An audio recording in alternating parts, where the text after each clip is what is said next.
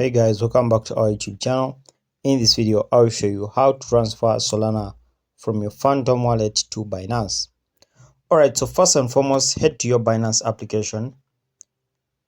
Once on your Binance, click on wallet and now click on deposit.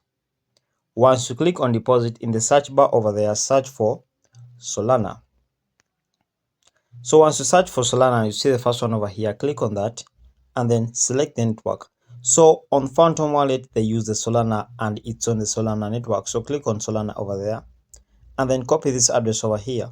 So once you're done copying the address, head back to your Phantom wallet and then in the Phantom wallet, look for Solana over here. Once you click on Solana, you click on send. Okay, so you can go back to the home page, then click on send and then select Solana. After that, paste the address over here on the clipboard. Once you see this tick over here, it means the address is right. So click on next and then input the amount of Solana you want to send.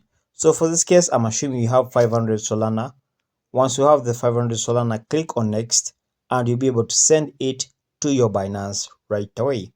So those are the simple procedures, guys. Make sure to like and subscribe. Until next time, we shall meet.